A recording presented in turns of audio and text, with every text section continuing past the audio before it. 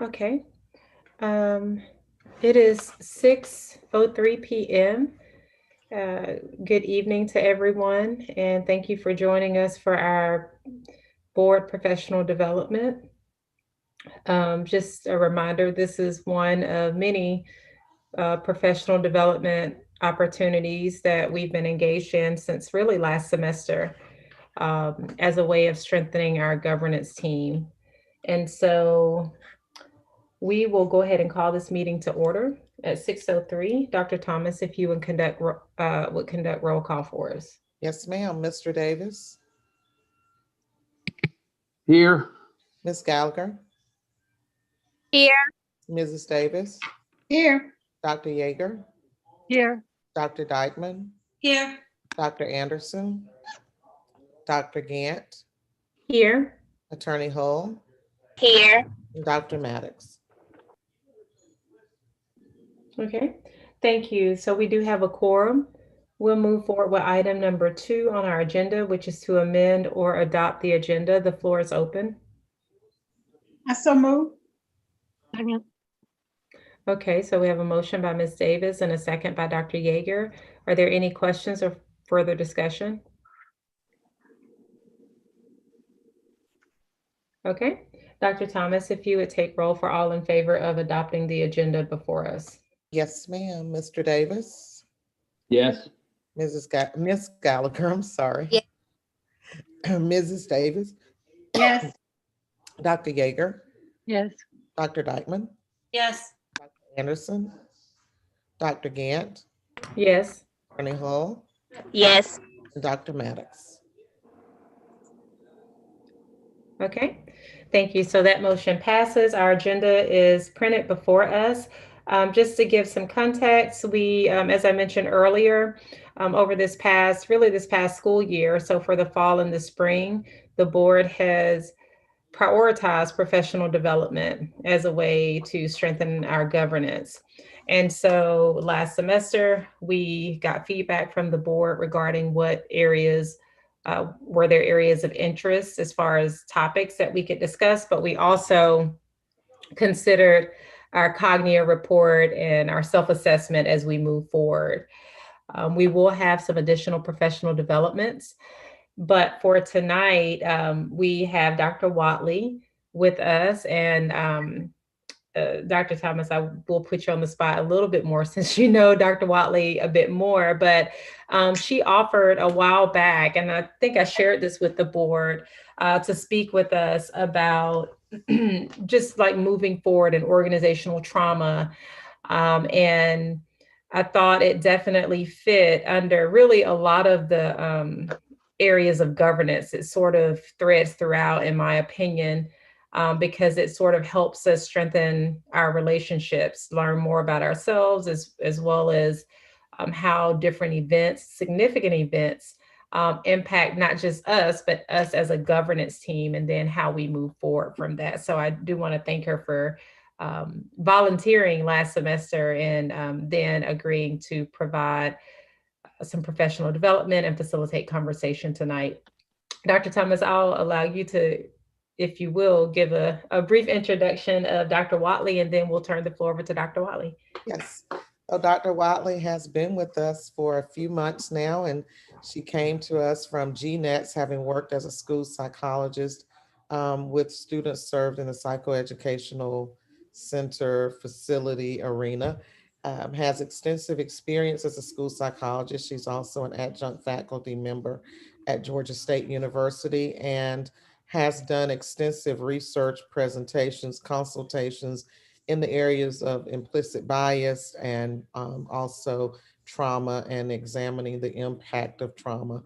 And in full transparency, when she first came to us, it was in the midst of what I would, I guess, call a heightened period of emotions for us as a system. And she was hearing, a lot, reading a lot, and trying to find her place and space within Clark County School District and needing to understand the context that she was coming into. And so as we talked, and I just tried to kind of educate her a little on what had occurred and where we were and the progress we were making, she said to me, there's so much out there about leading through trauma. And she said, the board has been through trauma. And sometimes you don't think about that and we don't slow down to really process the impact of that our surroundings and our experiences have on us. And so at that time, she shared a proposal with me that I shared with Dr. Gant, that she said, I would love to do some work with the board just to help in that continued work of healing and moving forward so that we can really be about the business of serving children.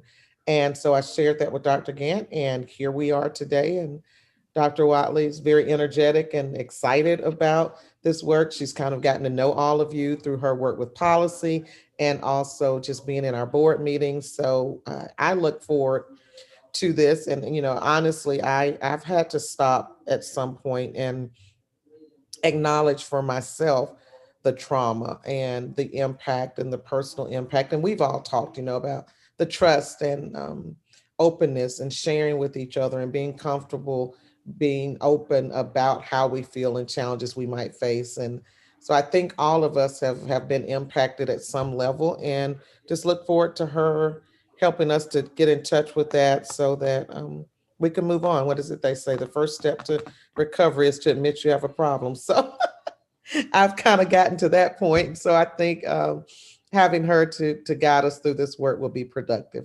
So Dr. Watley, I turn it over to you. Absolutely. Thank you all for having me and welcoming to this space. Like Dr. Thomas said, I have a passion for this work as well as diversity and equity and inclusion.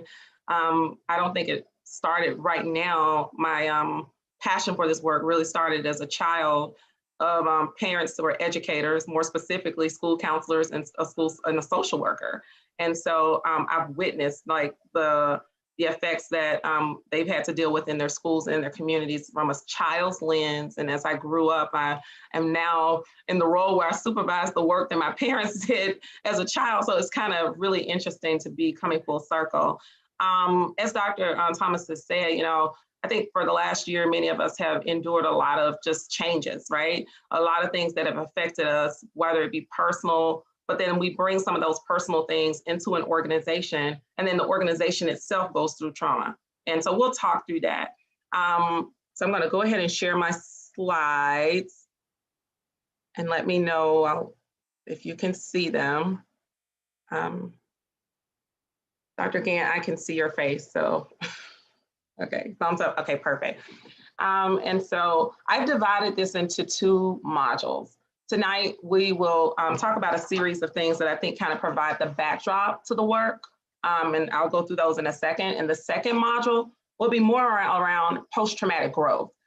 You will have a homework assignment to do that I would hope you kind of use it as an opportunity to do some self-reflective work right after this, but before the next session. So these are the norms that I have for today for this work. In this space, I want to really honor each of you for showing up. I respect your work as board members. I respect your work in your respective workspaces, as I've read extensively about you. But at this point, I want you to kind of just do this for you, right? Because when we do things for ourselves, it does impact others. Don't do it with an intention of, anything else, but to just grow as a human being. And I think we're all on that journey. So in order to fully engage, I do ask people during these trainings to shift to a space that provides great energy for you, to put your phone on silent. I know that's hard, but I do ask that. Some people ask to take off your shoes. I remember that song back in the day, kick off your shoes and relax your feet, party on down. Yes, I'm about all of that. So if you have to do that, that's great. Get a cup of tea or your favorite drink and commit to being a better version of yourself. I think that's something that we have to do every day. We challenge ourselves to be the best. We might not always get it right. And sometimes we do get it wrong as adults. Sometimes we hate to admit that, but just commit to doing better, to pick yourself back up and to start all over again is something that I say to myself every day. Our organization or our agenda for tonight is as follows. We're going to talk about the definition of what trauma is. That's the backdrop to this work. Anything that's trauma-informed care came from something. And so we're talking about what that means holistically. Understanding of organizational trauma. And what do organizations need to do in order to intervene when they're at risk or they're going through trauma. And then, like I said, we'll close out our circle. If we were in a room, because I'm a people person, I usually put people in a circle. So in my mind, you all are in a circle. I'm going to visually imagine you're in a circle. So here's kind of like a process that I kind of go through when talking with teams about intervening in organizations. That is really key for us to name the trauma and normalize those collective responses. And some of this will happen through the homework assignment I give you at the end. We will have time to kind of talk through some things today as it relates to the body of literature that we'll go through. But when it comes to like a personal trauma or an organizational trauma, we have to name it. So for example, I worked with an organization once where their CEO, a couple of years ago, the person that was at the helm of the organization was just driving to work one day. And she looked down for a second and was in an accident and killed someone. Vehicular homicide. She's now in prison. She's now in jail. The organization was traumatized because she was not only the leader, but she was so interconnected with all of the people in the organization, her chiefs of staff, or workers. Like she was one of those folks, you know, kind of like I liken her to like a Joe Biden kind of leader, you know, wants to shake hands with everybody, be a close to everybody. So when she went through her trial and when she went away, folks were traumatized in this major organization and they were forced to try to move forward. When I worked with them, it was hard for some of these leaders who, you know, we put forth this space every day like we're strong to name what was really going on, and they had to name it. That's hard for even us as adults. The second is to contain the anxiety and allow the emotional expression. Some people that may be a challenge. That takes time. I'm not asking you to do that today because we understand that life and these emotions and the way we process is definitely a process in of itself. Understand the experience that it's impacting at the organizational level. When we miss someone, when things change, when there's turnover, when new things occur, what does that gap, how do people resonate with those gaps? And what do we do as leaders to help people resonate with that? Make meaning out of this collectively, as a group, as a body, for you all as board members, for us as the chief of the organization or the cabinet of the organization. How do we make meaning out of that? And then some organizations ask for outside help. If it gets too out of control, they have to list somebody to come in. The next is identify priority actions. What are our action steps to get, move forward in this traumatic situation to move towards post-traumatic growth? Then build and strengthen relationships with the external environment, develop a learning organization, surface organizational strengths. What are our strengths? Create norms for organizational resilience. We talk about individual resilience, but what does it look for like for an organization to bounce back from trauma? What does that feel like? And then nurture the organization's spirit and engage in a renewal. And so those things will, unfold as we go through this two-part series. And so proceed forward. So let's talk about the foundations of trauma. I think that's the backbones of this work. Some of you on here are professors, you know about this adverse childhood experience study. I mean, it was like the landmark study for, the backbone of trauma work, really. Center for Disease Control and Kaiser Permanente collaborated, over 10 years ago, involving 17,000 people looking at the effects of adverse childhood experiences over the lifespan, right? So the largest study ever done on a subject like this. So what did they look at? Well, they looked at these variables here, like physical, emotional, and sexual abuse. Children experiencing these early on, neglect or abandonment, divorce, alcoholism or drug addiction, family violence, poverty, family member in prison, or family member with mental illness. What they found was fascinating. 1 in 4 people are exposed to 2 categories of their ACE. And these are, when we think about the children that we serve, when we think about the adults that we serve, we have people who have experienced some form of an ACE inside of our organization.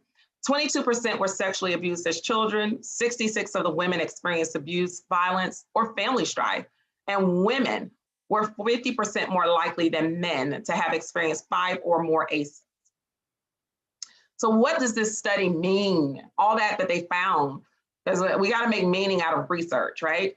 That if we experience these adverse childhood experiences, and I have them listed to the left, and the impact that they have on and the adoption of health risk behaviors. And some of those things are listed here. Depression, panic reaction. So what we're saying is that, if we don't put in good interventions for children who have experienced these ACEs or these adverse childhood experiences, then they are at risk for the impact of trauma. They are at risk for the adoption of unhealthy types of behaviors. And then they cut off their expectancy in life. So what happens is the long-term consequences, if unaddressed, and I highlight that word unaddressed, cancer, asthma, poor self-related rated health, social problems such as homelessness, prostitution, the inability to parent, those types of things. So really, it helps us to understand why we as people, particularly in mental health or social services, want to, or even in education as well, want to intervene with children really early, because we know, based on this study, what can happen to them with those long-term consequences that may cut off their life expectancy. So it reveals a powerful relationship between our emotional experiences, even in our environmental, our physical experiences, and how those impact us as adults as we grow.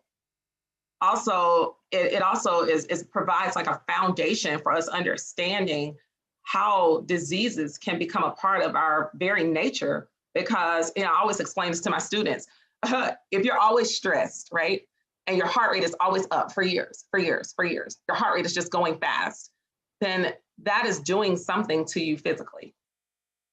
I will say that again: if your heart rate is up all the time, you're always stressed, that anxious feeling, right? And you're not doing anything to mitigate that. You're not breathing. I've told people over time, breathe, and they continue to shallow breathe. And I'm like, no, you're not breathing deep. You're shallow breathing. Those things can have long-term effects on your physical, your mental, and then your emotional. And then what is most compromised when we're stressed, which right now we need more than ever, is our immune system.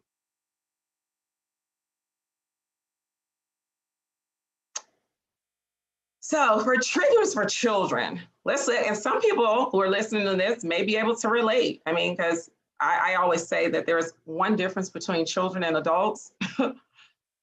Adults have driver's license and bills. Children and adults, I've seen the same behaviors in adults that mimic children, I swear.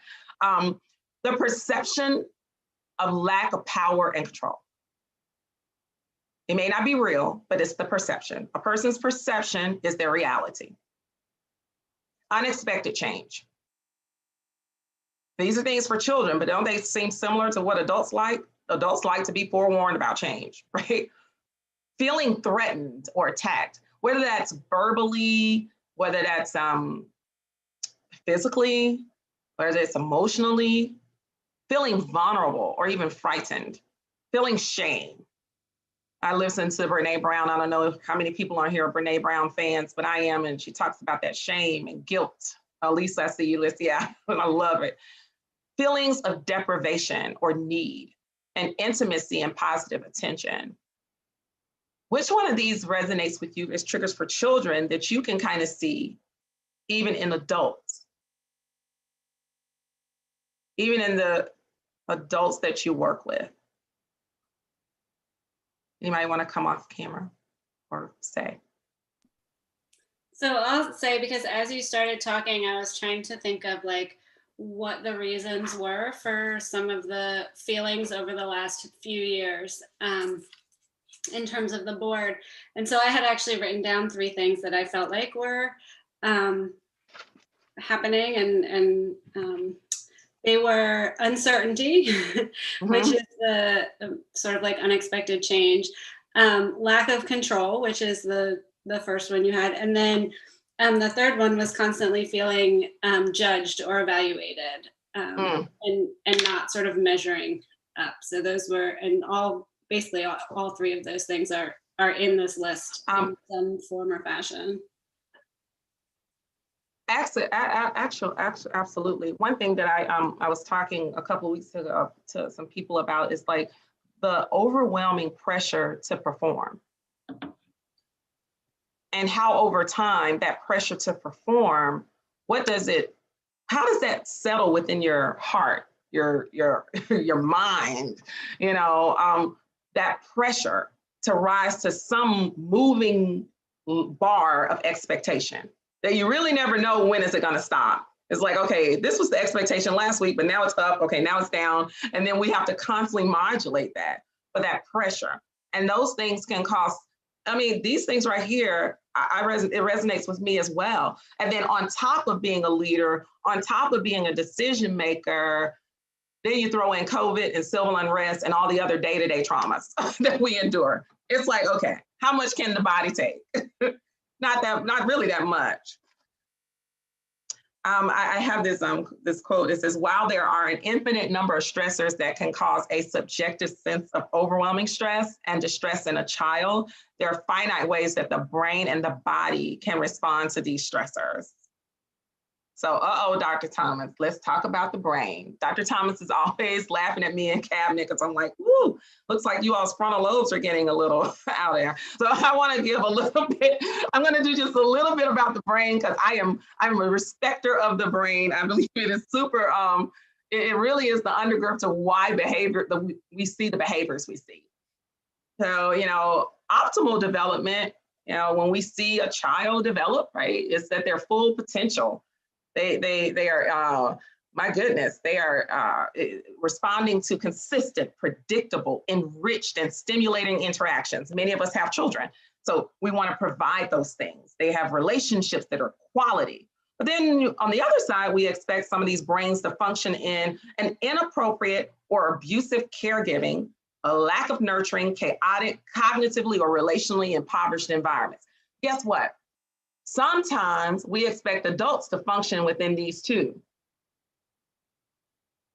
Sometimes, I'll say that again, we expect adults to function in these two chaotic environments.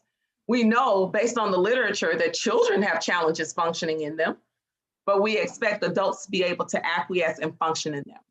In the most extreme and tragic cases of profound neglect, such as when children are raised by animals, the damage to their brains is just irreversible sometimes. So our right brain is responsible for recognizing faces, expressing emotion, creating music, reading emotions, appreciating color, using imagination, being intuitive, and being creative. I feel like that's all my daughter. She is heavy right brain. And then we have those left brains, that language, logic, critical thinking, numbers, and reasoning. Well, what happens when the brain is traumatized?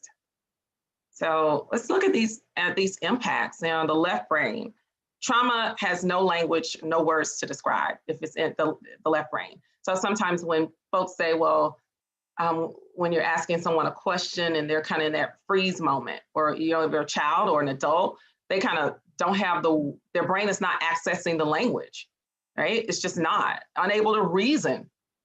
I felt like now, even throughout COVID, I've had to keep more notebooks to write things down to keep track than I ever have in my whole entire life.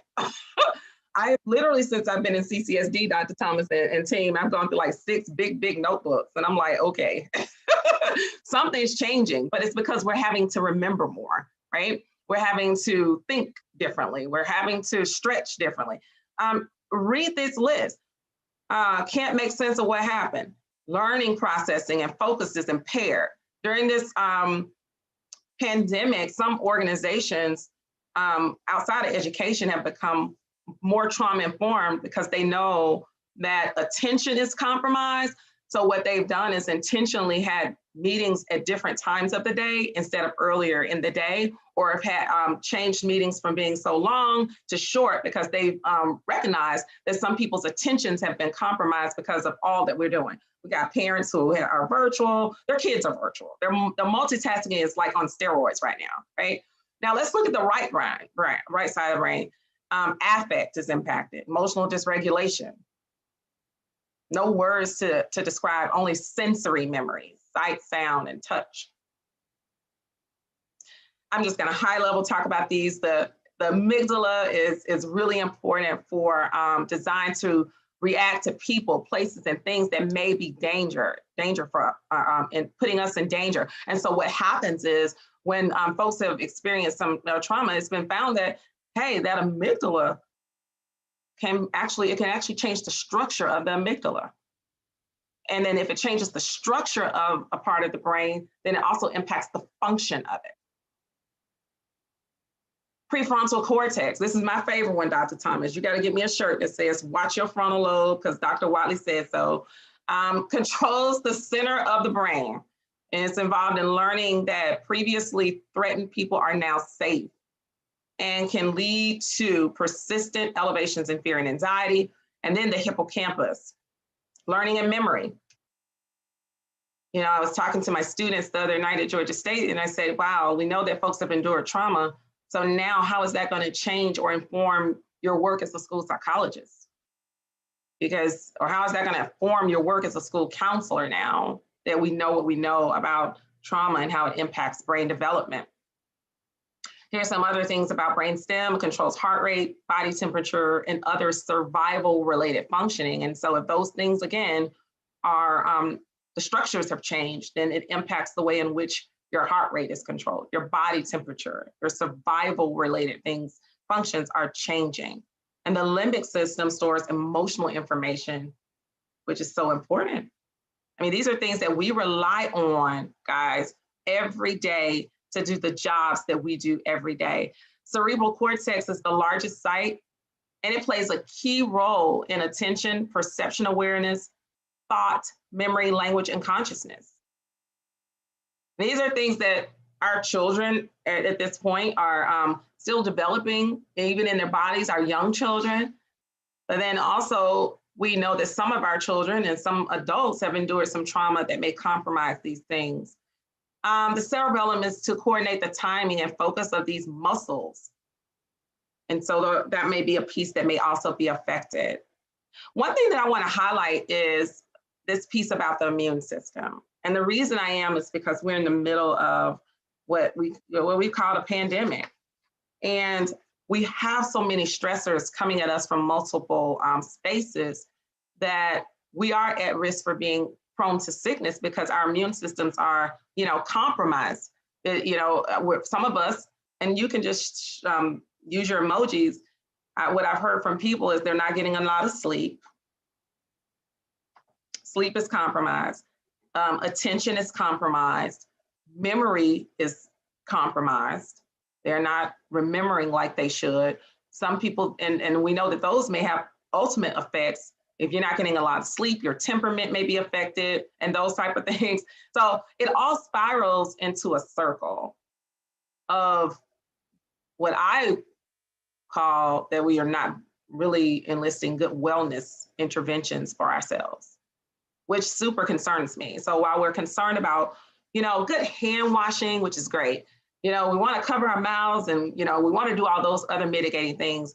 We also have to be mindful of things that we need to be taking care of, such as our sleep, such as eating right, such as eating 3 meals a day. Those things are so important, and if now more than ever. So how does childhood trauma manifest in your adulthood? Everyone carries, I've never ran across a person who didn't carry at least one ACE. And how it manifests is very different, as all of us have different homes we grew up in, different encounters in life, different supports that were provided to us. But here are some things that it manifests, if not remedied very early or interventions provided early. So we have depression, problems with interpersonal relationships, difficulty trusting other people. We know that the foundation of a child's life is to learn that trust versus mistrust. Who do I trust? Who do I not trust? And so I learned trust from my caregiver. I learned trust from my mom, my dad, and that if I trust them, so it teaches me that if I trust them and they provide those needs for me, physical needs, food needs, emotional needs, that when I leave that secure base and go into the world or go on the playground or go wherever, that I can come back and that they're there. They're there not only physically, but they're there emotionally. They are there for me. And so what happens is that we have sometimes folks who either grow up with secure base of trusting adults, but they get into the world and people come either, they may disconfirm that and say, hey, you trusted your adult, you know, your friend, your parents as a child, but as you grow up, you learn that adults are not as trustworthy. So we have this coming to us in organizations where trust has been broken. Or we have adults that work for an organization that come and they may have started off with a very fragmented childhood where trust wasn't there. And so they're bringing that into an organization. So I oftentimes do root cause analysis. When you see resistance, resistance is for various reasons, even on the team, even in the workspace. Really understanding why a person is resisting is important. And for everybody, that why, that root cause is different. Some other things is problems in your career or at work, alcoholism. These are all things that we've probably seen in our coworkers or seen in someone we know, or maybe we ourselves have experienced them. So what about adults? Let's talk about all of you. I want you to kind of talk through this. What do you see in adults, even in terms of how you yourself, because Carrie, you really eloquently spoke about the uncertainty, the lack of control, the feeling of being judged. How does this show up in adults? So for me, and this is Nicole, so I deal with anxiety, right? Because in growing up in a single parent household, my mom could not trust anyone to get other stuff done. She did not have anybody to help her with her responsibilities. And so I grew up with this sense of busyness. I have to get it done. I have to do it. And that produces some anxiety and sense of overwhelmingness. So as I kind of reflect on myself with the team, I need to learn how to be more of a team player and not just take it all myself, but to maybe trust the other board members to get it done, and to just work on not putting a bunch of stress and anxiety on myself, because I really don't think that the board is causing me to feel overwhelmed. I think that's a whole lot of self-inflicted things. That's very reflective. As I listen to the board meeting and pick a kid's T-ball uniform up and pick another child up from track practice, this is like real. Like, girl, you have to get a grip on this. So yeah, thank you. I'll be home soon and can get on camera, but yeah, thank you. And keep working out, Nicole. I will. That has been my wellness. Right. So in our policy meeting, we've had some intense discussions about taking care of ourselves. I have not made it to a spin class, but I am going to make it one day. But yes, those things that you learned in your childhood about how to cope, right? No matter how adaptive or maladaptive, Nicole, you talked about it being kind of maladaptive because we don't want to be too anxious, but you brought that into your adulthood, right? Yep. And it takes a lot. I have to be very intentional to turn it off. It's so just a part of who I am that I don't know how to turn it off. Yeah. So, yeah. Good point. Anyone else want to share?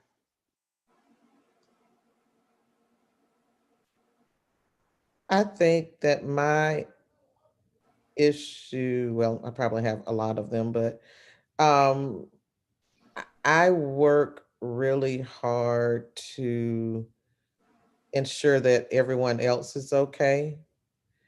And I'm not really good at being in touch with how I'm feeling about situations because I'm constantly moving and going and getting things done. So I don't allow myself to slow down. I mean, that's whether it's a death in the family or because there's always something to do. So even this change and transition at the district, I was close to it on so many different levels, but I never have allowed myself time to stop and just say, okay, so Nona, how did this really impact you? Like, what impact?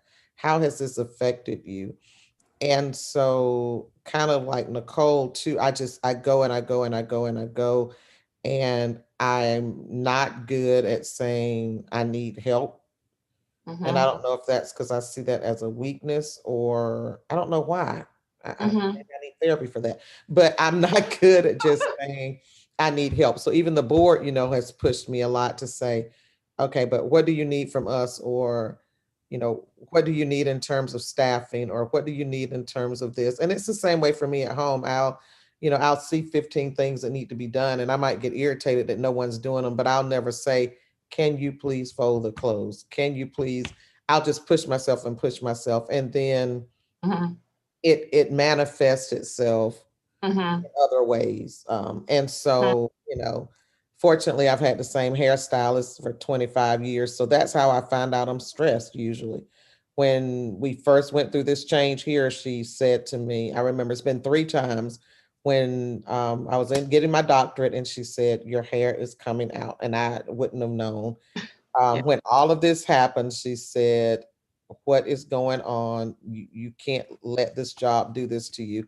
And honestly, about 2 weeks ago, I guess it's just been all of the corona and the COVID. And she finally got a mirror and she said, you have like a bald patch in the back of your head. You can't do this. And that's the only way, honestly, that I know that when I realize I'm stressed is because she'll tell me, your hair is falling out. And that's not healthy though, And so, but I don't think many of us really slow down long enough to process the impact that things have on us because there's just so much to do. There's just no time to sit down and just think about it in my mind, but you have to make the time. So You have to. I was thinking, I was reading about the life of Dr. Martin Luther King, and there's some articles out there that say when he died, his heart was that of like a 60-year-old man, and he was in his 30s. When I read that, that resonated with me. I was like, whoa. Well, when I back paddle his life and you start looking at all he went through, I wonder how much did he internalize, right, to lead. I mean, as a leader, right, because people are looking for stability from you. They're looking for consistency from you. They're looking for something from you, which says stable. But where do leaders go when they need to unleash? Who do you turn to? Where do you go? Who is your safe space? So just like a child needs a safe space, adults need that too. I'll down that. Adults need safe spaces. Because what happens is if you don't intentionally create those safe spaces, you start to internalize. But then guess what? You can only internalize so far because it's going to start showing up in the external. Dr. Thomas, perfect example, the hair. I know I went through that at one point working on my dissertation. I was like, okay, that brush looks really thick with my hair. You start to manifest that in other ways. Anyone else would like to share? For me, it's just been a really challenging time of the transition. I love people dearly. I respect people that I know and love dearly. And then when something bad is happening, I tend to carry that. I take on that angst that goes with that. And so that lack of control and recognizing, I do recognize right away, most of the time, I recognize right away when there's absolutely nothing I can do to change some things, except be empathetic and again, try and be a voice, which is what I really work to do, is try and look at things objectively and try and understand, what is the path forward out of this? And I try and help people feel whole because I always want to feel whole too. So I'm always working on what's the thing that gets me to whole. And then once I get there, I'm pretty much okay, and I try and stay there, and I will fiercely protect my safe space. I fiercely protect my safe space because I'm just not going to let anybody pull me out of that. It's like, no, I see this for what it is, and unless I see something really different, then I'm pretty confident in how I see things. And part of that is age, and I really am comfortable in my skin, so. That's a challenge for me. I think it's also because I'm sorry that we're doing this particular thing. I'm in the middle of my second reading of Cast, so my brain is not here, right? This was not the night to have this, but anyway, so that's kind of the thing that I deal with is like, okay, how do you fit this into the person that you are, and then how do you not let it bleed over into relationships?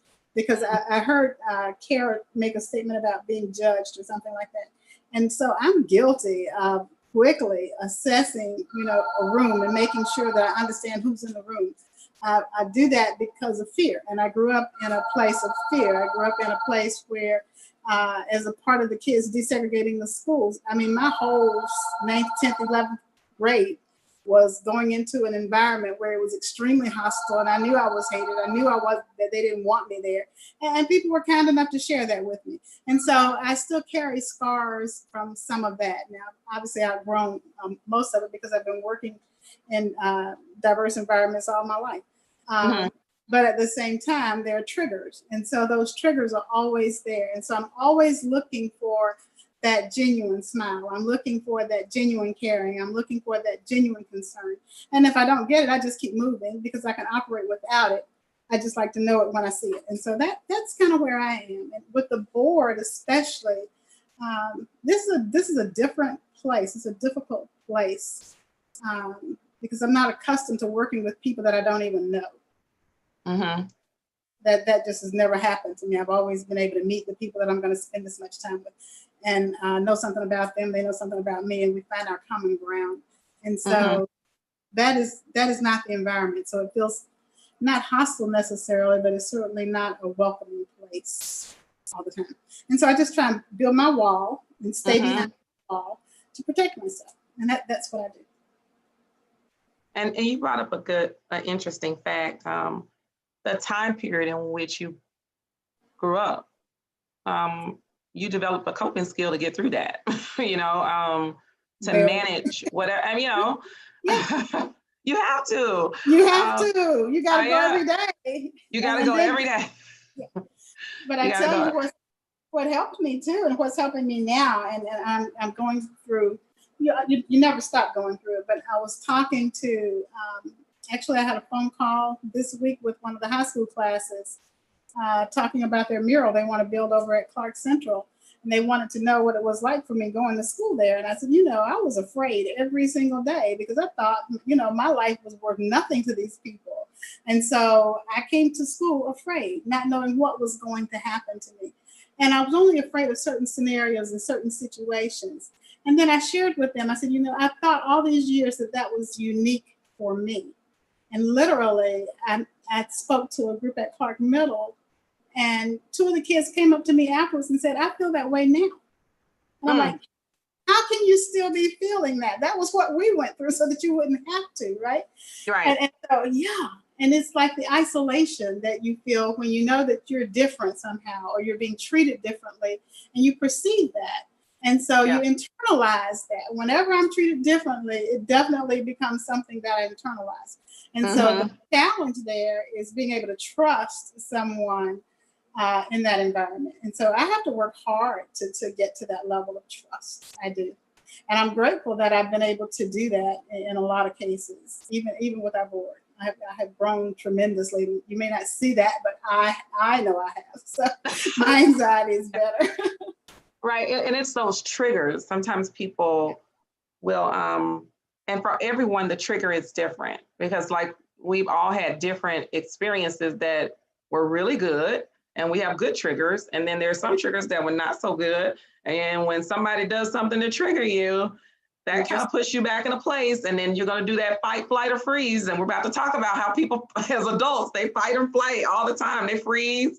and they do all the same, but we don't forget. No. Those memories still lay there. You know, Ms. Davis, you were talking about during that time period. My parents grew up in Birmingham during the Civil Rights Movement. My mother was friends with one of the 4 little girls who lost her life. Wow. And my mother is 73 years old, and to this day, if it's an overcast on a Sunday, she can not only remember what happened and the feeling of Birmingham and how it shook, but she even smells the scent of the smoke from 16th Street. To this day, wow. It has not left her. And so there are triggers, right? That's like a trigger. You can't help it if a Sunday is overcast. And it triggers my mom to go back to thinking about her friend when they were in Girl Scouts, to thinking about how they played, and then how she was abruptly taken from her as a child.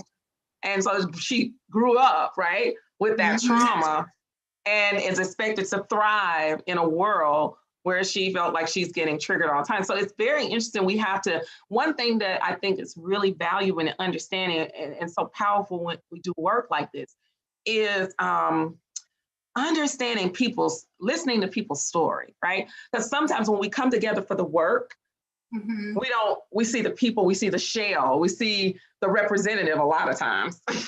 And we never take real intentional time to understand the story of a person. Right. And so when we see, and this is a perfect segue. Hey, Dr. Maddox, I just happened to see, I'm trying to move this thing. I'm not a Zoom person. I love being in the, and Dr. Maddox and Nicole, they sit on my, I'm all about in the room. So I'm trying to see who I'm here. But I don't want you to say it too fast because that, I just had a different point. And so when Kara was talking and when Linda was talking, so my personality being self-reflective, it's very hard as a new board member to come into this trauma situation because I know how my brain works. I know it's always doing 50 million things. So I'm going to think of something at the last minute, or if I don't write it down in the email, I won't be able to come back to it. But since it's so fragmented, it's like there's this extra layer of, okay, I got to make sure that I don't feel like I'm playing gotcha, but I can't like write it down to be super formal because I might send it to the wrong person. And then that's overstepping boundaries. And it's honestly, I don't know, because I've been on the board for a couple of months and I'm still learning, but there's this big dark cloud of everything that happened before I got on the board that I'm having to feel the burden of and try to think through, even though I wasn't there and I wasn't a part of it. And I don't know if Karina and Mubby feel that way, but it is hard integrating into this board. Wow. What's up? Karina, I see you shaking your head. You want to speak? No, I just agree with it. I'm gonna say I think it's something else good coming up. So, it's so real.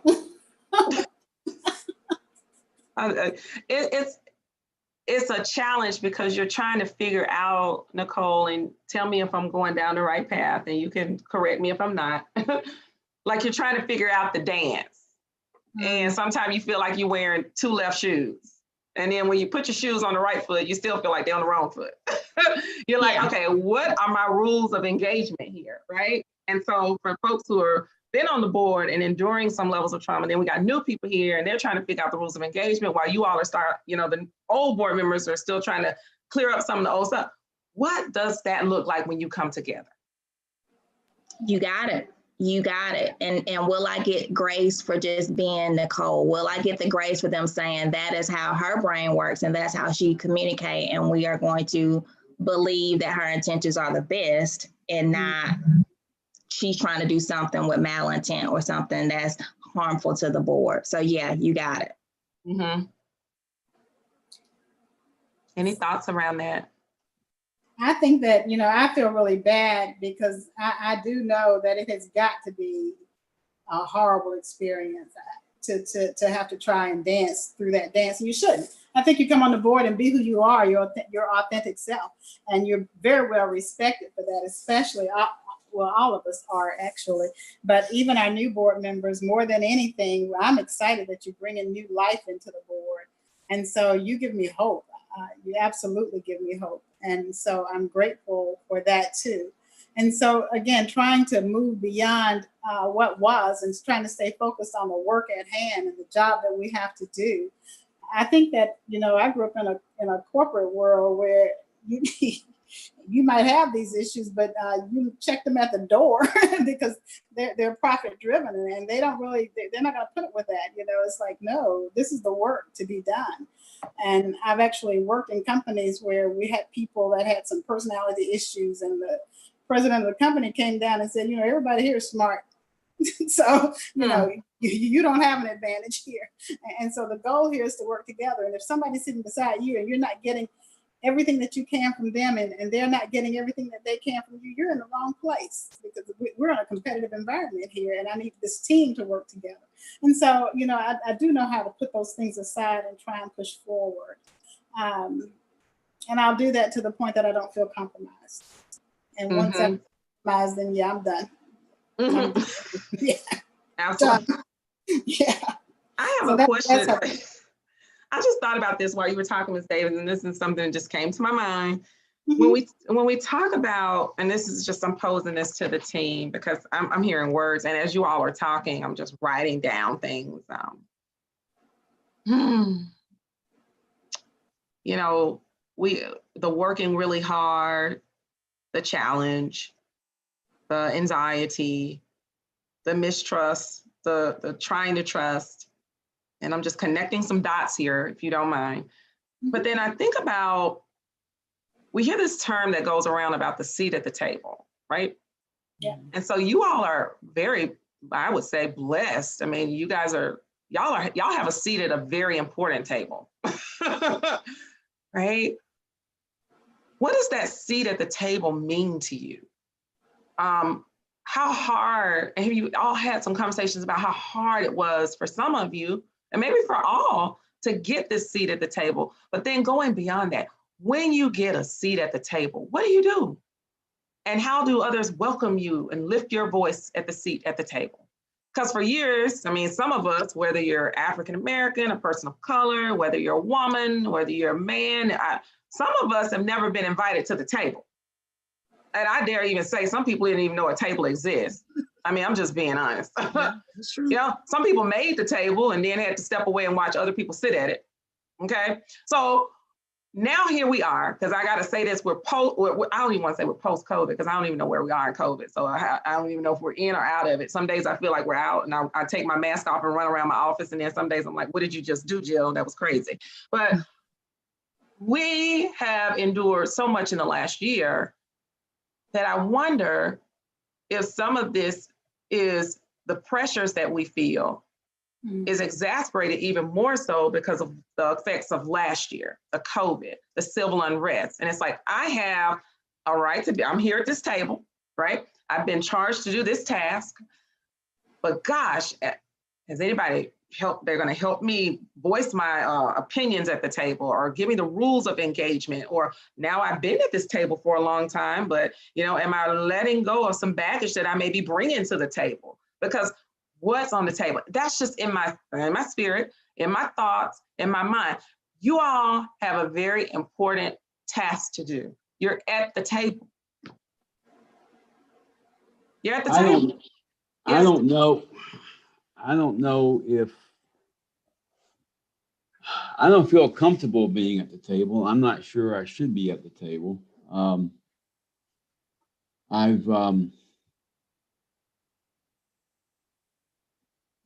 know you talk about a lot of the characteristics of trauma.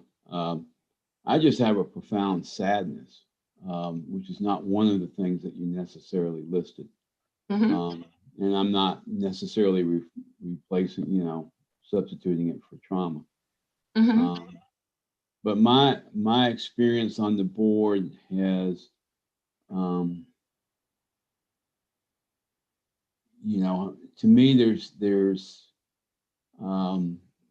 a certain isolation that I've felt, and I guess I'm the second oldest member of the board in terms of, I'm the oldest, but in terms of membership of the board, I'm the second oldest. And so, Yeah, I don't really feel comfortable at the table. I don't look at myself really at the table. So it's interesting that you should say that. And Mr. Davis, have you reflected on the root of that as to why? Yeah, I mean, it's all, and many people have heard this story before, but I came on the board kind of accidentally because, you know, was very close to a board member who called me up at the last minute and said, you know, if you don't get on the board, then I'm not going to stay on the board. I'm just tired of fighting the battle by myself. So, so that's what I really wasn't prepared for that. I made a decision to join the school board in about half an hour. Wow. And then, you know, I had come from an educational background, so I had some strong opinions about education. You know, I was a high school teacher, middle school counselor, and I had worked a couple of years in the central office. And you know, I can't. My belonging to the table. One of the first experiences I had with another board member was he said, "You ask too many questions and you extend the meeting," and that was like my third meeting, and you know, and so I don't want to trace the whole step because, you know, I went through 2 previous superintendents, and you know, there's just there's a lot of hurt that I'm personally carrying, but you know, but I look at it in a broader perspective, and that is, you know, I look at the hurt of well, like Linda described her hurt. You know, Zenona has all this responsibility, and I mean, I can go on and on and on. So in the scheme of things, being a white middle class male with a lot of privilege, I don't even know if I even belong in this discussion in a certain sense, except to learn, because I have not had the trauma that a lot of people have had, but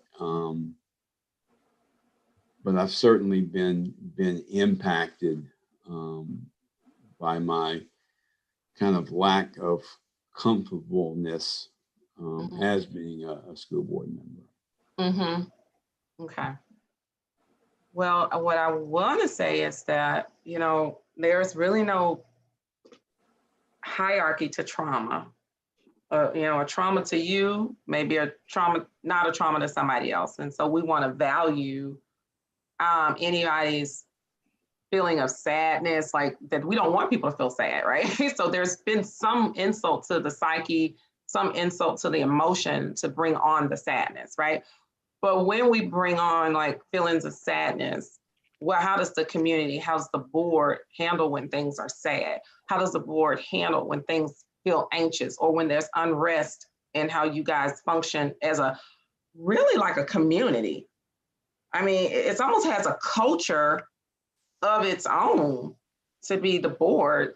I mean, why don't you say, I think it's like it's a whole different thing. And then sometimes, let me say this, sometimes you can sign up for stuff, guys, and you're like, gosh, somebody laughing. I can't even see who's laughing. I want to say, okay, and I've done this too. So I'm guilty of it. You sign up for something, you get on the board, you like, well, let me just say this. You sit afar, you're like, gosh, I'm going to be this kind of board member. And when I get there, I'm going to do this.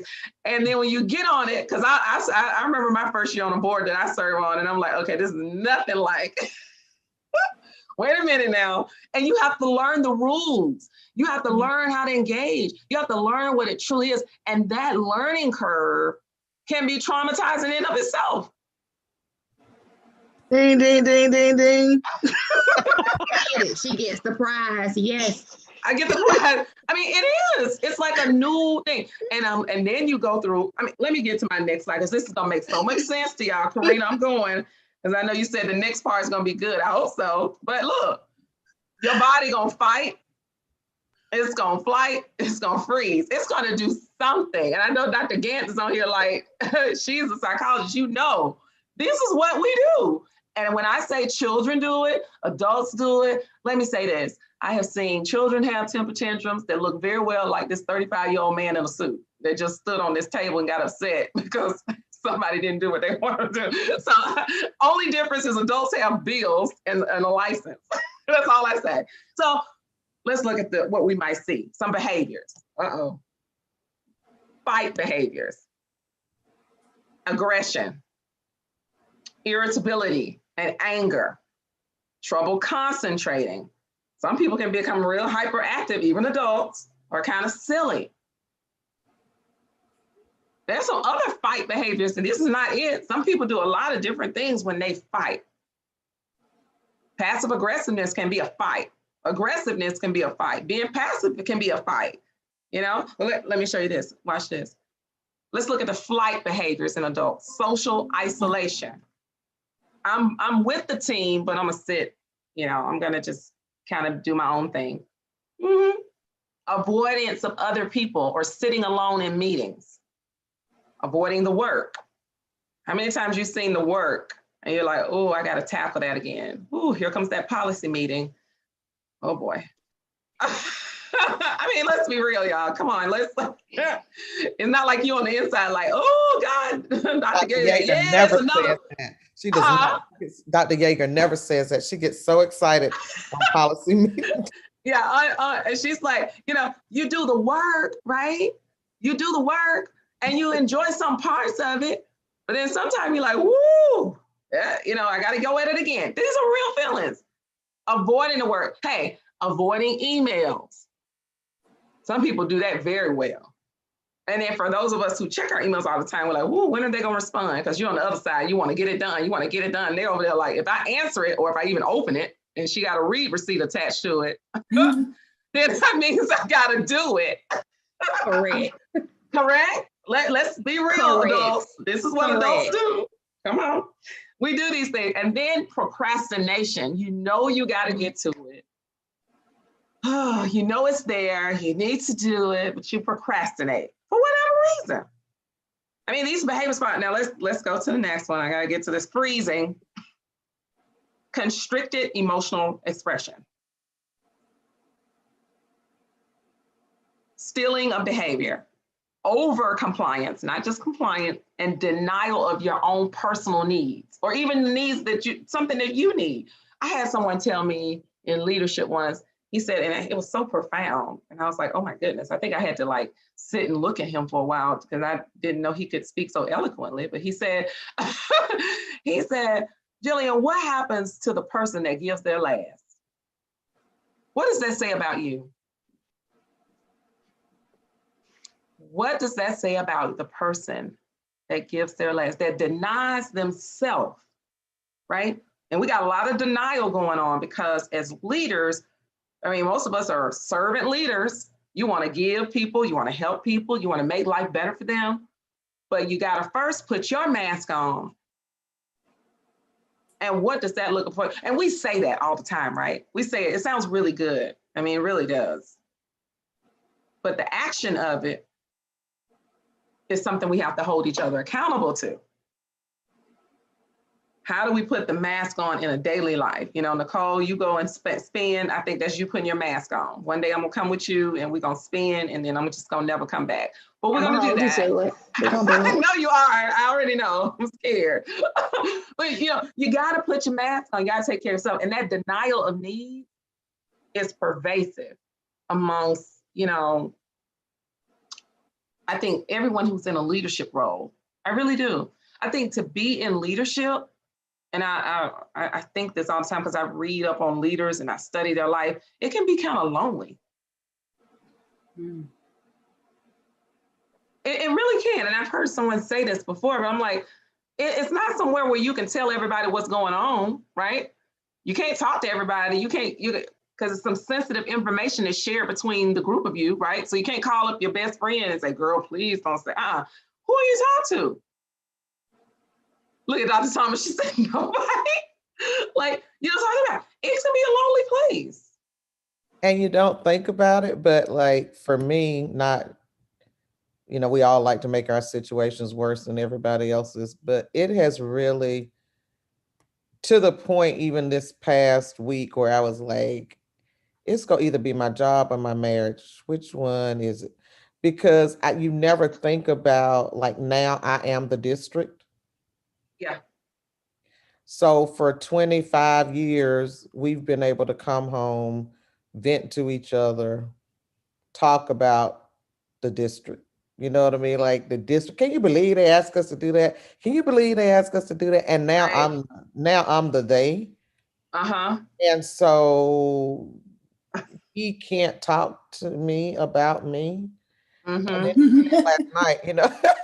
And so like after the third day of us not talking, and we've never had that kind of marriage. I mean, we just never had we get along well. Like for the third day straight of us not really talking to each other. And I finally snapped and said, "What is your problem?" And he said to me, I said, all of us are struggling, all of us are stressed. And he said something that really it hurt. He said, "That might be true, but I'm in a position that no one else in this district is in." Yeah. Because I'm married to you. Right. So I have to hear what the school says. I have to support you as your husband. I don't always agree with the decisions that the district makes. And yet I also have to sit in a building of teachers and other leaders and hear them dog you out consistently. And he said, "You have no idea what that pressure feels like." Absolutely. And I was like, wow, you're Yeah. right. Because now I'm the they. And sometimes, I mean, there are days I don't agree with myself. The decision he was upset about yesterday, I didn't agree with. I said, "You're right." But you don't think about that pressure of being that person, right? So you're my subordinate, sort of, kind of. You're my spouse, you're a parent. And so then I really can't talk to, because I can't talk to him because he's mad at me already. And so, why do you think you're bringing all these children back to school? And, but you don't think about that. And so even now, home isn't, I don't want to say a safe space because I'm not being beaten, but it's not. Right. I get what you're saying. It's a tenseness that you never thought about walking into this job. I never imagined. And then, you've got your own children saying, "Mama, what were you thinking?" And the people on the media are saying this, and the people on the media are saying that. And it's like, it comes at you. So there's like really no space of respite. And you really, and that probably is why I'm going bald. And I saw somewhere that's why I'm fat. So now I do feel better about that, because obesity comes from trauma. So at least I know why I've gained 25 pounds. I read it. It was in one of your slides. I'm like, I don't even eat during the day and I still gain weight. But you don't really think about, but I think it's important. Like, that was a breakthrough last night to hear him say that, because it made me step back and like, yeah, you're right. But I think for all of us, so even what Mr. Davis just said, it looks different for everyone. So to say, should I be at the table, or should, you can't even minimize someone else's stress or what someone else is going through, because you don't know how the impact that whatever that situation is having on them. We make assumptions because we know what we're going through, but you don't really know what it's like in somebody else's space. And when you were talking, I was thinking about the work around identity. You have an identity, one that you worked hard to establish as a wife, and some of us are mothers, and some of us are friends, whatever your work identity, but when you join the board, it's a new identity. And then Dr. Thomas, when you became superintendent, it makes him think about now his new identity. It's almost like an identity crisis. So who am I in the midst of, now I'm associated with them, and the them is in my house, and wait a minute now. Yeah, I mean, it's almost like a conflict of something going on inside of him. And so what happens? You start to see those emotional expressions, the fight, flight, and freeze. It's probably all over the place, right? Because it's a new identity being formed. And that's hard. It takes time. There's gonna be some tears, some eating some fattening foods. It's a lot of things that happen when you're trying to do that. And so some of the, I call them growing pains that you go through when you're coming together as a community or a family are normal, but that doesn't mean that they don't hurt any less or they don't leave an impact. And so someone else said earlier, just, you know, you all are coming together and you don't even know each other. And you're expected to beat to some kind of one drum. You're expected to set the course for a district, then in the middle of a pandemic, then in the middle of civil unrest and a lot of other things that are going on around us. I remember one meeting we were in, Ms. Davis was like looking at the TV with the folks climbing up on the Capitol, and she just kept looking back and forth and back and forth. And I was like, oh, I just said a quick prayer. I hope her brain stays like, okay, because that's a lot to be processed, and you're trying to stay focused on what's going on in the board member, but at the same time, we're living in the midst of all this stuff going on around us. So everybody's identity is being shifted. Who you are, what you thought about the concepts that we talk about right now, even equity, it's changed. Who we were before, I mean, if it's not changing, it probably should, because things have changed. Our world is not the same, right? No matter how much we want it to return. And so we're to go through these changes and these processes are really hard, really painful, but we can get to the other side of it. But we got to be honest about that hard, that painful, those things, and allow ourselves to go through the process and have I'll go back to this, who is your safe space? You know, that is important. I'm not going to go here. I'm going to come back to that because I want to move through. We talked about some traumas, but I want to move. I'm going to slide through because I want to get to the organizational trauma. It's an injury to the body of the organization. It can be one single devastating event, kind of like the situation I talked about earlier, where the CEO just looked down at her phone one morning, hit someone, and it just turned into just an awful situation for her organization, for her family. Or it can be long-term toxicity problems, like the culture of the organization is just toxic, such as an abusive leadership, ongoing negative community response to the work, and or the mission of an organization. It's just long-term, it's pervasive, it doesn't stop, it keeps going. So sources of organizational trauma, like we talked just a minute, single or cumulative injurious events, origins of an organization, redemptive nature of that work, empathetic nature of the work, resulting in internal dynamics. Ongoing trauma may result from interaction of all of these above. And we're gonna flush these out. So let's look at what does a traumatized system look like? Closed boundaries between the organization and external environment. Since I've had my daughter, I've become a super cartoon person, of which I was not that before. So I likened it to, anybody seen Frozen? One, yep. And you remember when Elsa closed the gates? Mm-hmm. And she wouldn't let nobody in. You remember that? Okay, same thing. Closed boundaries. She said, She closed the door. She didn't want any contact with the external. In some organizations, we do that. Whether it's a physical door, it's some kind of door, you close. Centrality of insider relationships. Uh-oh.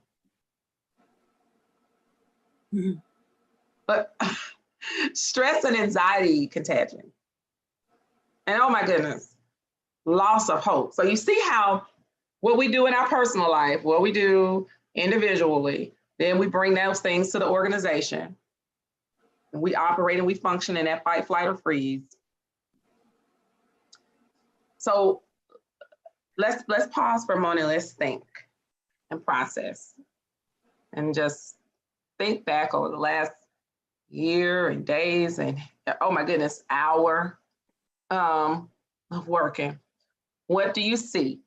And I want you to write this question because I really want you to think about this over time. Sometimes we have to step back out of our role and see, like, look, take off the blind spots I love talking about blind spots. Some of us put blind spots on for various reasons, but that's a whole nother session. But take it off for a minute. Just say, what do I see here? And how people respond, how they act, how maybe even my behavior has impacted the community of this board.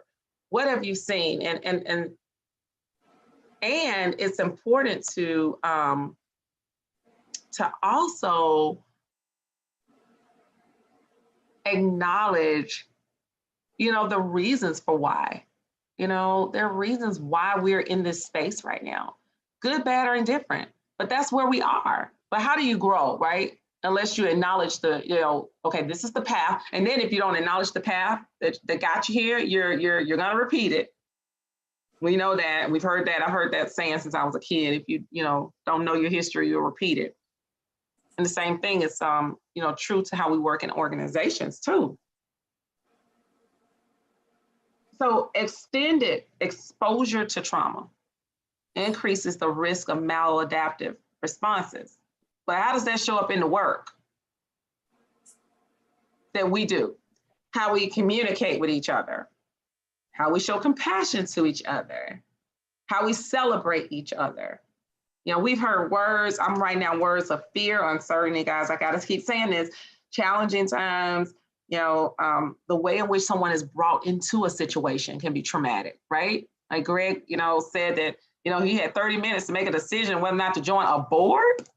Wow, that's kind of, I don't know about nobody else, but I think I would have, that's a traumatizing way to come into a situation, almost like a kid, like when a baby is born, coming into a traumatizing situation. I'm gonna go back here. So I want you to think for a moment, and I want to hear, and I'm gonna take notes while you talk. What have you learned about this? And we'll say organization since last week, since a year. What are some things that your mind is wandering and seeing and thinking and processing, and particularly for the new board members? What do you see?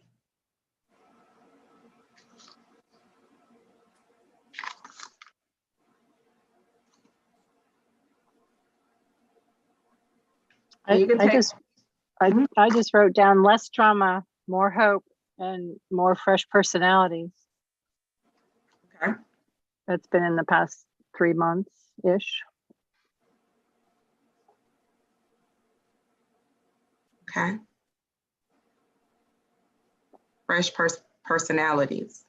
Good. Meaning the dynamic among us has changed because 3 out of 9 are different. Yeah. So we're all behaving somewhat differently, although similar patterns have popped up too that I see, and not necessarily in a good way. Yeah. So it's interesting. It's just really a different dynamic in the last few months. Mm-hmm.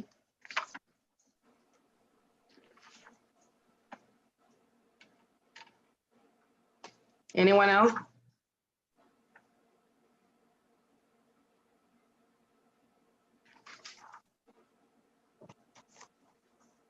Miss Gallagher, I know you there. What you say? For me, I'm just watching and seeing, and I think it's very interesting because I've been not just watching the board, but as a parent, as a community member, I've tried to engage the board, and I've said stuff like, y'all remember other folks are watching us, and if you're gonna argue, do it behind closed doors, like quit acting a fool in public. Just a lot of my perception from the outside unfortunately hasn't changed being on the inside. So I mean, some of the stuff that I thought was a problem, because sometimes you hear or you get into situations and people are like, oh, well, it's totally different on the inside. Right. But it's not. But for me, it's just, like experiencing some of the same frustrations but with less power. Mm. So that's where I'm at. So you feel like right now you have less power? Yes.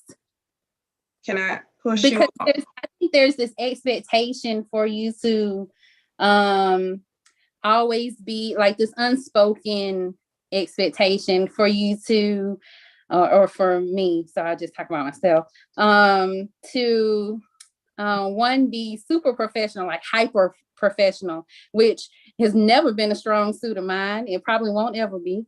And to also, you know, like not say anything, or kind of like what Greg was saying earlier, like not to ask too many questions. But if I don't know, I don't know, and I'm gonna ask. Just like stuff like that. It's just, I don't know, but it's not. And I've been on over 20 boards. And this is absolutely unlike anything else for a myriad of reasons. But kind of like what Nicole was saying earlier, coming into a space where there was some drama before I got here, and then having to like every other meeting, somebody else is bringing up something that happened prior to me getting here. Like, I don't know nothing about it. And for me, it's like you bringing, like, yes, it could have been traumatic for you, but now I'm being traumatized because you were traumatized. And I don't want to experience, like, I didn't, like, it was traumatic as a parent going through like the drama the last 2 years. But that was the extent that I knew it. As a board member, I don't know the level of trauma that was there. I don't want to live it now. I don't want to experience it now. I wasn't there for that. Somebody thought it was great for me not to be there. Somebody up in the universe said, nope, you don't want to deal with it. But getting on here and then having to hear about it, or people relive it. Yeah, it's not my trauma to have. I don't want to deal with it. I don't want to have it. I got 99 other problems. Somebody else's, like, something that happened prior to me getting there, that shouldn't be my problem. That should not make 100. Anyone want to respond to that who was on the board prior to? That's a very passionate response from a new board member, and I think somebody should speak. Well, I'm more in solidarity, I think, because I feel very disconnected. I mean, we've seen each other through this type of format quite frequently over the past year. And, I just feel very disconnected from the board. I feel like it's like someone else who's actually a board member, not the guy sitting here. I have, and these are real examples of sending board members emails and just not getting a response, or giving, texting or calling board members and not getting a response, or going to a meeting and being with a board member who never even turned around to acknowledge that I'm there. So I don't, and I guess that's part of getting back to the sadness of it, is that I'm not blaming anyone.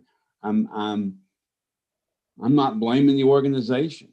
I'm just saying I really feel as much of a fish out of water as I did that first year when a board member told me I asked too many questions.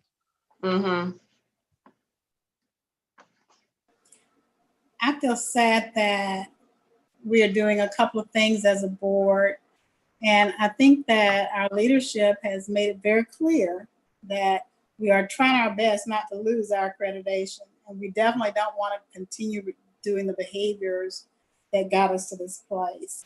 And so I feel bad that the new board members are having to go through their new learned experience under the shadow of don't do, as opposed to, again, I don't necessarily think that, let me be really clear. It has not been easy for anybody that came on this board. I don't know anybody that came on the board and said, oh, wow, that was the greatest experience of my life. Every single person that I've seen come on the board since I've been here since 2012 has gone through this trauma of, one, not knowing and not being in unfamiliar territory, I'll say, because it is unfamiliar. And there's no other governing body like a school board in the entire United States of America. You are elected by a group of people, and yet you serve the entire community. And so therefore, you have a constituency, but it is the entire community. So it makes it really difficult sometimes, especially if you had some particular people that were pushing you to do some things, and you get pulled by people who really feel like you're my representative on the board. And so that part you got to navigate, right? Everybody has to do that because there are 9 of us. The other thing is there are 9 people on this board, and all of us came with a different level of expertise, a different, maybe even an interest. Some people came on this board to support other people. And I'm like, okay, let's see how that works out. But then the sad thing is, Dr. Thomas said it best. If everybody on this board was truly focused on what's best for these children that we have been failing for centuries, then we wouldn't have to spend so much time being so introspective, I don't think. But I think that the minimum thing that everybody has to have is you just really have to allow people to be themselves, because who they are, and they're going to be there. And so how do you then navigate around a situation where, you know, I have people on this board, I could walk into a room and they wouldn't see me and acknowledge me if their life depended on it. And I'm okay with that because I went to the desegregated schools and that was the life I had. And so, you know, when it's important for them to speak to me, when it's important for them to talk to me, I'll get that conversation. When it's important for me to be included in the conversations that are held otherwise, I will get that call. And so that doesn't bother me as much as it annoys me that grownups are still doing that. So there's an annoyance there. And so the other piece of this is we have not 3 new board members, we have 7 board members, because everybody else besides Greg and I haven't been here 2 years, or maybe 3 years at best, right? And so that's not a long time. It takes, I don't know anybody that has been on the board that didn't think that it took 3 to 5 years to even understand the board and understand the work of the board, understand the laws that govern the board, understand what that charter is about, understand what ethics are about, and then have to fight off the community. I don't mean fight them off literally, but you know, the only example I have is like, I made the mistake of talking about a book that a group wanted to condemn, and I thought that was a good idea. They owned me. They owned me until that controversy went away, and I'm like, okay, I'm not going to make that mistake again, because had I thought through it, you know, it might have been different. I still felt the same way they did, but I was powerless to do anything about that. So the hard part of being a board member is, first of all, understanding the work that we do, understanding our roles as board members, giving the superintendent the power and authority to do the work that we hired them to do, and then being responsible to see, you know, how can we be supportive? And this is not like a local school governance team board. And we have some people that had some wonderful training, and we were envious of the training that the local school governance teams got, because our board didn't get that level of training. And so we've got people who have more training in terms of what the schools are doing and how to be responsible to the school governance.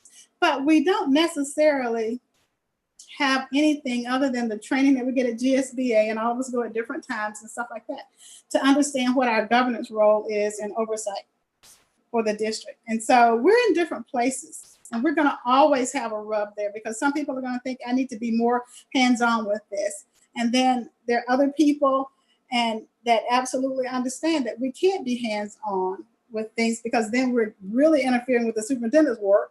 And so how do you back out of that gracefully? You don't. It always ends up in a crisis. It always ends up in something that the community gets upset about, and rightfully so, because again, had we known up front that it wasn't ours to do, then we wouldn't be in that place. So the hard part for our board, I think, from where I sit, and it's a whole lot better than it was a year ago.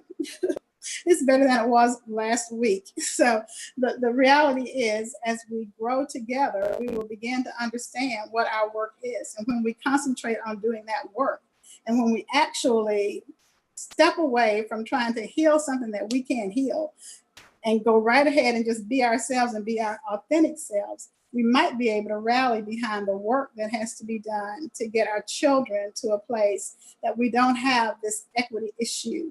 We don't have 16 out of 19 schools, 21 schools, that fail so miserably in terms of progress on the CCRPI that's out there on the state website, right? And so if we were paying attention to what do we need to do to make sure that we move away from that space? What do we do to address this gap that we have in learning that the children have experienced? If we were listening to the things that the district is trying to do and trying to be supportive of that, then I think we can move forward. There is no requirement that I like anybody on this board or that anybody on this board like me. So I have put my feelings aside when it comes to that. I respect every single person on this board because they were elected to be here. They have as much right to their seat as I have. But I do not relinquish my rights for anybody on this board either, because I have a right to be here too. And so it kind of bothers me, and I'm stop talking because I do talk a lot because I'm not afraid to talk, but it bothers me when you ask people to respond and they don't say anything. It really bothers me because I'm like, when else are we going to get a chance to say this? And I think you can't be afraid to say what you think, and you can't be afraid of how anybody thinks it or takes it, because that doesn't, you can't control them. You can only control you. So I'm ready for us to get to a place where we just say what we mean and mean what we say. Absolutely. And then, and when I know who you are authentically, that's how I'm treating you. Right. And I think, so wonderfully said, Ms. Davis. Wonderfully said, yes. Wonderfully said. And I'm watching my time because I won't keep y'all in too late, but I want to read to you a list of things that cause organizational trauma. And you all tell me which, and you think to yourself, you'll know which one resonates with you. Downsizing, workload and complexity of a job, role definition. I've heard some of this tonight. Understanding your role, relationships. I've heard that. Career development, whether or not people, are promoted, under promoted, organizational culture, and ethical conflicts. These are things that cause trauma to an organization. So here's your homework. This has been great, but part two, we're gonna go deeper. One thing about it is we gotta wanna move forward, right? You can't keep rehashing. We understand the past, we get it, we got it. How do we use that to inform and not continue the cycle? Where does the cycle stop? Just like with children of trauma, same application with organizational trauma. The cycle has to stop. What does that cycle stop look like in an organization for the board, the most crucial team to the life of this organization for generations to come? And then I always think to myself every day inside my little head, the conversations I have, what is my legacy that I'm leaving? It's a reason you're here. And it's not really self-serving. It's really for the children and the families and the vitality of the community. So I'm gonna go to my slide, and I don't feel like you have to write these down because I'm going to send this to, I know, Ms. Davis, I see you because I'm like, I see a few of you and I'm trying to move this to the rest of you. I'm gonna send these to you because I really want you to ponder these questions for yourself, but also for the board. And the hope is that in the second part, we could talk about how do we grow? What are some not just talk about grow in a philosophical way, but a very strategic, concrete way that we can move forward. A plan. Because I come from the belief that you can grow after trauma. I don't believe it's just done, it's over. And guess what? It can't be done because you guys are integral to this working. So really, it has to grow. It has to move. It can't die. I mean, I know you're tired, right? It ain't easy. Being in leadership is not easy. It looks cute. It looks glamorous. I mean, we all grew up and look at folks like, ooh, I wish I could be her. On the day of every time a president gets inaugurated, I'm like, ooh, it looks cute. It looks great, but good night. I think last week they showed President Biden fell up the steps. And I wanted to say to myself, how many times have we fallen somewhere? I mean, he was falling up the steps to get onto the plane. That's real. This is leadership. It ain't pretty. It ain't cute. Other people might look and say, oh, the board, you're on the board. You know how we like to elevate ourselves, you know, oh, you're the superintendent. Oh, you're the chief, you're the this. But to sit in the seat of it is a whole different story. That is just different. So, you know, when folks, hey, and you oftentimes want to say, walk a mile in my shoes. You wouldn't want it. You know, this is real. So the things that we go through as leaders is not any different than anyone else is going through. It may be a little different because it's CCSD, but you can sit with another group of educators or board members somewhere else and they're going through their own internal thing. But what is the main thing here? Our main thing is children and families and making sure this is a vital organization for our families and children we serve. Because, you know, my thought is that the education system is the backbone of the workforce. We're pumping people through the work so that they can stay in the community, build the community up. That's what you want. And yes, it's going to be hard. No, it's not going to be easy. Karina, yes, you can be your authentic self. We should welcome that. You know, I feel like everybody deserves a seat here, no matter, Greg, how you came, no matter how you got here, no matter everybody, if you can find the value and the strength of it all and use that to move you forward, because we got work to do. Like Ms. Davis said, you know, we got to get kids on track and college and career ready. We got kids who've been traumatized. We got to find supports for them. We got things to do. And so how do we take all that we've been through, and I even preach to myself because that's my prayer every night, how can we take everything we've been through to be better every day? And do we give people safe space to make mistakes? You might not get it right the first time, because guess what? I know one thing, there's no school district that's ever led through a pandemic before, ever. I mean, we all were creating it and making it up as we went. I mean, that's just real. And I'm not going to say what makes people feel comfortable, because that's a real fact. You know, we all do the best we can, and we show up every day to do the best we can. And that has to be good enough, not for them, but for this family on the screen. You got to work on that. You got to be committed to that. What that looks like, we're going to work forward with that, but you got to hold that, because you're making decisions that are critical. There are children watching, and they're trusting and they're believing that you're going to save them.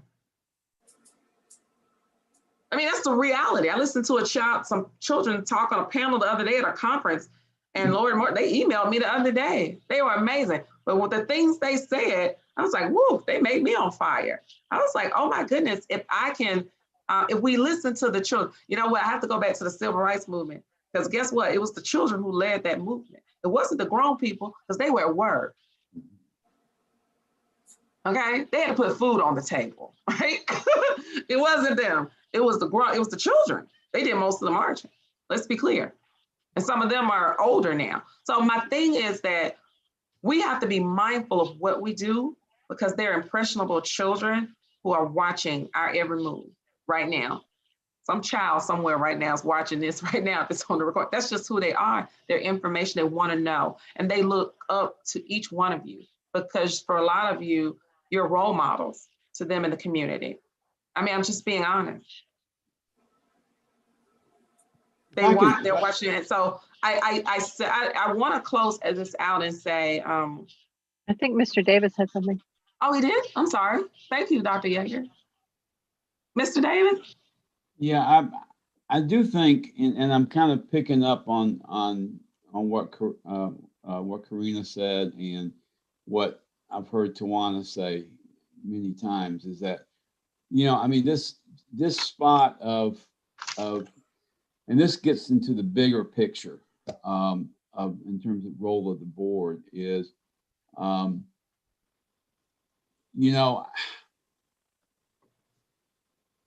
fact, I was talking to a parent today who was explaining how traumatized his high school daughter has been through, the shutdown of the schools and virtual learning.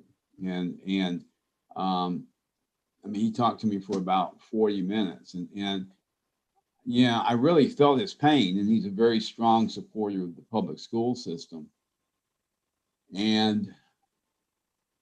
But at the end of the conversation, all I could tell him is I'm glad I wasn't Dr. Thomas, because I didn't have to make that decision when to open and when to close.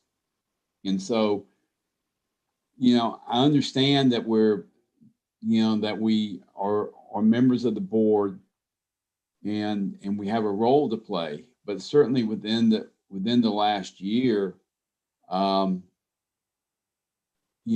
has been secondary to the call about whether or not school will open and what that looks like, and what happens to students who are not in school, what happens to students who are in school, what happens to staff when they're virtual, what happens to staff when they're not virtual, what happens when folks feel like they're being threatened by COVID, what happens when we have to decide whether or not those are legitimate fears or things that people are kind of working themselves into. What's a fair risk? And I felt much more in terms of the decision-making process of the board prior to the pandemic. But during this time period, it's kind of like, you're a ship and you're in this hurricane of a storm. You only got one captain, and so I have talked to Dr. Thomas and emailed her and texted her about little things that concern me, that I've heard from the community, but they're on the periphery, because by the end of the day, there's only so much pushing I'm going to do, and even in terms of things that I care passionate about, because I know the situation she's in. Mm-hmm. So, I felt more of what you're talking about, Dr. Watley, before the pandemic. Mm-hmm. When I was meeting with these folks face to face, we were having meetings, we were giving off certain body language to each other, we were, consoling, being rather curt with each other, and all that kind of thing. But I just feel like, and that's, I think, a lot of my sadness, and I don't want to just paint the entire board experience with that, but I think a lot of it for me is what we've been under. And like I say, all I can say to finish up is I'm sure as hell glad I wasn't superintendent. Yeah, Greg, what you captured there is, I think I titled this loosely "Leading While Grieving," because everyone has in some way over the last year lost something. A grief doesn't necessarily mean a death. It could be in the form of, I think some of us, a loss of freedom, loss of choices. I think everybody has probably shed a tear. And so there is, I think a couple months ago, Michelle Obama said she had like a mild depression and everybody was going crazy talking about, oh my gosh, she's depressed. Well, there's been a loss of something, right? There's something to what you just said about that social interaction, those nonverbals that we see when we communicate. That's been kind of taken away. Now we are on the screen. So it's a loss. And we grieve that. And then we have to figure out, how do we get back to that, right? And then for you all as board members, there's a process for that, right? You don't just pop back to a meeting and just all of a sudden do anything. You have to go through a process and a procedure for that. And so, I mean, I want to say I honor that, because you all are, at the end of the day, and I'll say this because it's being recorded and I want people to hear this, and you know, you all are still human beings. Yes, thank you. You're still living vessels that that cry, get sad, that are happy, that get anxious, that do all of that. It doesn't stop just because you're in a leadership role. And people have to recognize that, right? And there are going to be some people who do, and there are going to be some people who don't. But you're a human. Some of you are mamas. I've heard you talk about it during board meetings. You're a mama. I mean, look at Nicole, you got your baby right. I mean, these are real things. And so the feelings that you have, the experiences that you're going through, some of this is just the human experience of life. On top of that, you're leading in a time where no one has really given us a book about, okay, this is how you lead during a pandemic. Step 1, do this. Step 2, do that. No, nobody gave you that. No one gave Dr. Thomas that. This is all being created. And so when we say, really, and I've heard people say this over the last year, we've got to extend grace. Well, that's one thing in a word, but what does that look like in action? What does grace look like? Because we say it, and then, you know, I always am concerned about all this pivoting we've had to do, right? Then take a break, step back, and do we build in intentional time to do that? Listen, it's almost 8. I'm not going to hold you long because I know you all got to go. So I'm going to send those questions to you. And the next time we'll come back and kind of have another discussion about how we move forward. Hopefully we can commit to some things in that next session. This has been amazing. It's been also amazing for me. But I want to say this because this is coming from a good, authentic place in my heart. And Dr. Thomas probably knows I'm always about people showing up as their authentic self. Be yourself. Be who you are, Karina. You deserve the right to be here. You've earned that. Own that. You know, and I again will say that there are people who are watching you and who want you to be here. And so just because it's hard, and the messages that you may tell yourself or the messages that you may hear, that does not discount your reason for being here. Okay? No leader is no leader in the world, y'all, who's ever, if you read all these leadership books, I read so many about people's lives because I'm kind of fascinated about people. They all have gone through something. Well, it's not going to be an easy road. So Kara, you're here for a reason. Greg, you're here for a reason. Patricia, you're here for a reason. Linda, you're here for a reason. Nicole, you're here for a reason. Zernona, you're here for a reason. Lakeisha, you're here for a reason. Karina, you're here for a reason. Tawana, you're here for a reason. What's your reason? Sure.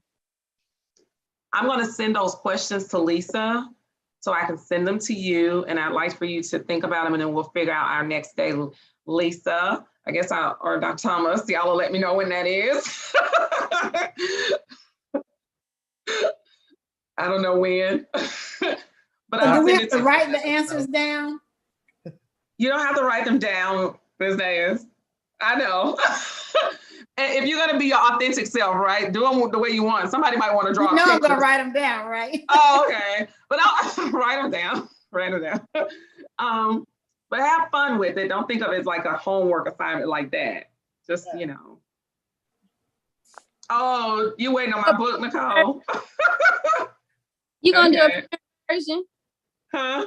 You gonna do a parent version of this? I can. I like working with parents.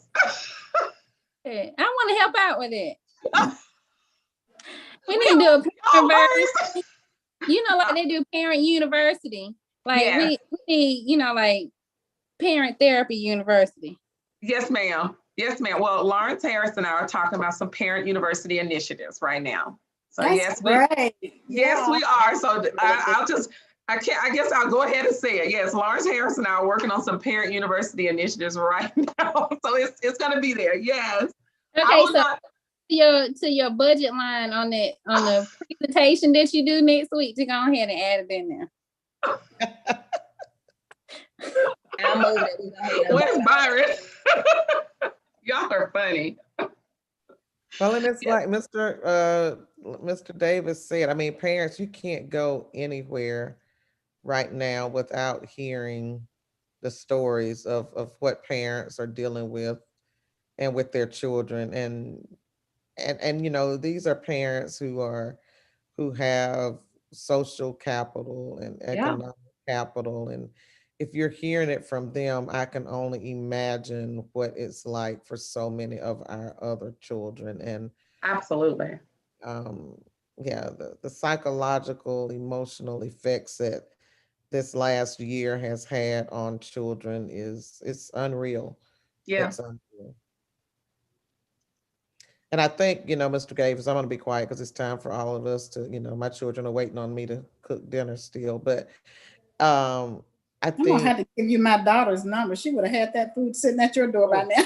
I need her. I need her in my life.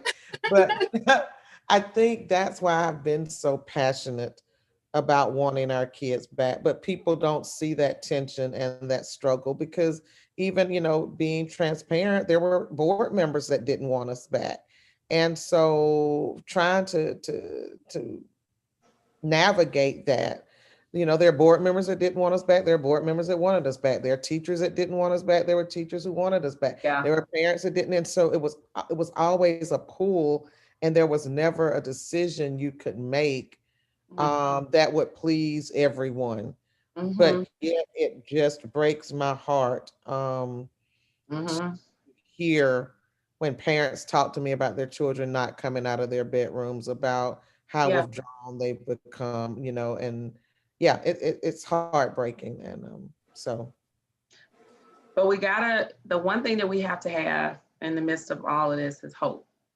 Yep. And did you see what Dr. Yeager just wrote? Yes. What'd she say?